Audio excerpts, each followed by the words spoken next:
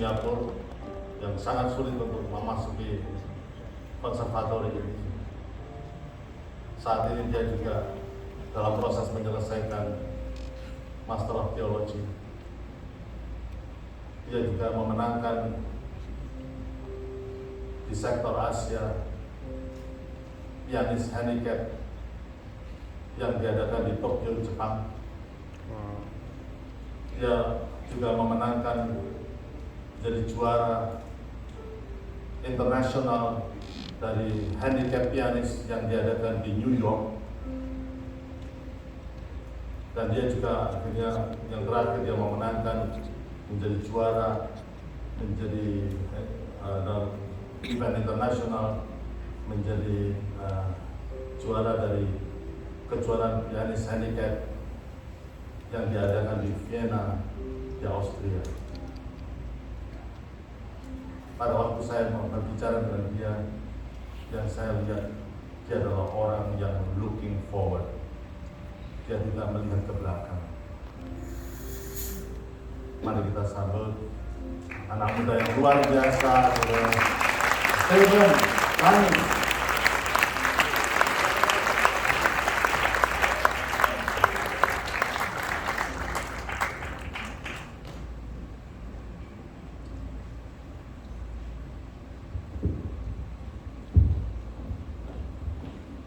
Selamat malam semuanya. Perkenalkan, nama saya Steven dan saya sangat grateful dan saya sangat honored dikasih kesempatan untuk sharing pada malam ini. And pertama saya memulai singkat aja sih, karena sebenarnya kebutaan saya itu disebabkan itu oleh saya karena lahir prematur, kira-kira 6,5 bulan, dan saya masuk ke inkubator di MICU itu selama kira-kira 2 bulanan. Dan hasil dari itu sebenarnya itu saya jadi tunanetra, dan sampai sekarang penglihatan saya itu adalah 0, totally blind gitu. Dan hasil dari itu langsung orang tua saya relocate saya kepada Singapura untuk memulai my formal education di Singapura. Tapi hasil dari my disability, my blindness itu menghasilkan saya menjadi marah, bitter, kepahitan kepada semua ya, jadinya kepada Tuhan, kepada keluarga saya, kepada mama saya yang berkorban untuk ninggalin bisnis dia di sini dan terbang ke Singapura menemani saya. Dan hasilnya itu benar-benar memang katastrofik ya, karena memang langsung saya ingat SD saya kelas 5, kelas 6 nilai saya langsung hancur, kelakuan saya juga menjadi hancur melawan orang tua dan saya tidak grateful, and benar-benar memang hidup saya sangat menurun ya, downhill. Dan tapi saya sangat bersyukur karena kira-kira tahun 2007 pas saya masih di Singapura, saya kelas 2 SMP secondary 2, saya terima Tuhan. Dan pada akhirnya sebenarnya saya baru sadar gitu, karena sebelum saya menerima Tuhan, saya tuh nggak pernah doubting, saya nggak pernah meragukan keadaannya Tuhan. Tapi yang selalu saya doubt itu Tuhan itu baik, kasih Tuhan. Selalu itu saya doubt. Dan makanya itu yang menghasilkan saya marah dan bitter. Tapi setelah saya bertobat, langsung perspektif saya itu berubah gitu. Karena fokusnya bukan sekedar, oh Tuhan itu baik atau gimana, kenapa Tuhan baik tapi saya blind gitu. Tapi banyak hal-hal yang saya udah diberikan gitu, seperti keluarga yang sangat supportive, teman-teman community yang sangat supportive. Tapi saya fail untuk melihat itu semua gitu. Yang saya fokus adalah kelemahan saya, kebutaan saya, kenapa begini, kenapa begitu. Saya lupa gitu bahwa sebenarnya Tuhan itu udah bless saya dengan so much things going on di dalam hidup saya gitu. Dan mulai saya realize itu gitu, ya otomatis perspektif saya mulai berubah gitu. Dan saya juga sangat bersyukur gitu, karena saya berani dengan yakin mengatakan ini. Saya sebenarnya di populasi orang buta, orang blind, saya berani untuk menyatakan bahwa saya itu adalah yang minoritas. Karena bagaimana kebanyakan itu orang blind itu nyangkut di circle-nya mereka, dan sangat sedia pada akhirnya itu profesi mereka itu sangat terbatas, karena apapun itu mungkin mereka menjadi maaf kata tukang pijit, atau mungkin tukang keset, atau mungkin yang saya tahu gitu adalah mungkin guru, tapi guru yang mungkin di circle orang-orang buta gitu, di sekolah orang blind, ataupun mungkin operator telepon gitu. Tapi saya sangat bersyukur karena dengan saya milih untuk melihat ke depan, untuk looking forward gitu, saya adalah yang benar-benar minoritas, yang my circle of friends, komunitas saya itu bukan orang-orang tunanetra gitu. Jadi jujur sampai sekarang saya tidak kenal orang-orang blind gitu. Saya kenal orang blind karena memang di SD saya di Singapura itu memang sekolah special school for the visually handicapped. Jadi memang otomatis saya kenal teman-teman orang blind dari situ. Tapi setelah saya lulus dari primary school, saya di secondary school, dan saya di sini, dan saya balik ke NUS untuk kuliah, saya memang semua teman-teman saya itu orang normal gitu. Jadi dan itu yang otomatis menjadi merubah perspektif saya ya gitu pada ya memang teman-teman saya itu orang normal gitu. Dan of course saya sangat grateful karena dari situlah yaitu saya sangat bersyukur karena saya bisa jadi graduate dari National University of Singapore di bidang piano performance gitu, dan saya graduate dengan Bachelor of Honors dengan distinction gitu. Dan ya yang puji Tuhannya memang sekolah itu adalah sekolah full scholarship ya, jadi memang saya menerima full scholarship di NUS gitu. Dan ya tentunya dari opportunity itu gitu saya bisa kuliah, dan ya tentunya itu kan kuliah memang kuliah sekolah normal gitu. Dan juga saya juga bisa ikut-ikut piano master class dan piano festival seperti music intensive course gitu, seperti di Switzerland, seperti di Taiwan gitu. Dan saya sangat bersyukur gitu karena saya bisa menyampur baur dengan komunitas normal gitu. Dan of course saya ingin menutup dengan tema malam kita, tema kita ini sekarang gitu adalah forward gitu. Karena dari forward inilah saya bisa menghasilkan dua kesimpulan ya. Itu adalah hope. Dan menurut saya secara pribadi ini adalah dua hope.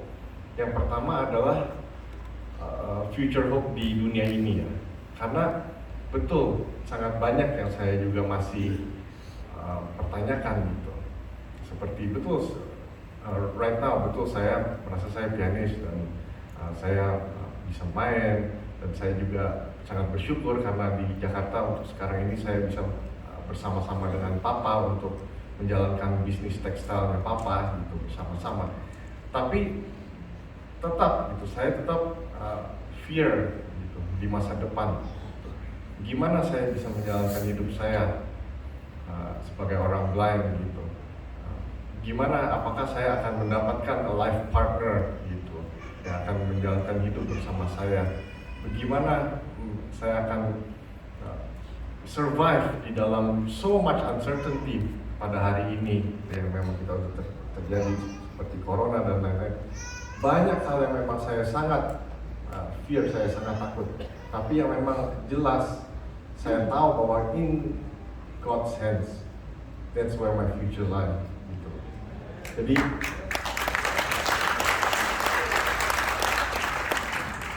dan itu adalah pengharapan yang memang jelas saya akan pengen. Walaupun saya tidak tahu apa yang akan terjadi pada hidup saya, and there's so much things yang saya sangat uncertain. Dan apalagi saya secara pribadi juga saya memang banyak juga banyak kekhawatiran, banyak terlalu overthinking dan lain-lain, tapi terus saya akan mengatakan, Tuhan, you know my future, that's where I'm gonna put my hope and my trust in. Itu adalah pengharapan yang pertama, pengharapan di dunia. Dan pengharapan yang kedua itu yang saya melihat sebagai eternal hope, dan yang tidak ada satu pun yang memang bisa merampas that hope, karena saya tahu that hope itu absolut. Karena saya melihatnya begini, betul saya akan masuk surga, betul saya akan bersama Tuhan, tapi ada lagi satu hope yang menurut saya secara pribadi itu luar biasa. Karena kalau misalnya saya berbicara kepada kalian semua, mungkin kalian semua melihat misalnya di masa kecil, mungkin kalian pertama ingat melihat, oh iya saya melihat orang tua saya melihat mama saya, atau saya digendong, atau saya mungkin umur 4 tahun, 5 tahun, bisa melihat wajah ibu dan keluarga dan teman-teman dan semua. Tetapi untuk for myself, karena saya itu memang dari baby sudah buta, saya tidak ada the concept of what sight is sampai hari ini. Saya tidak bisa mengerti apa sih sebenarnya merasa untuk melihat secara fisik. Gak mungkin saya bisa mengerti itu, karena memang saya belum pernah mengalaminya. Tetapi yang hope, absolute hope yang tadi saya sebut adalah karena saya bisa mengatakan gini, betul di dunia ini saya tidak bisa melihat secara fisik, tapi after this life, kalau saya bersama-sama dengan Tuhan di surga nanti, the first person that I will see is my Lord and Savior Jesus Christ.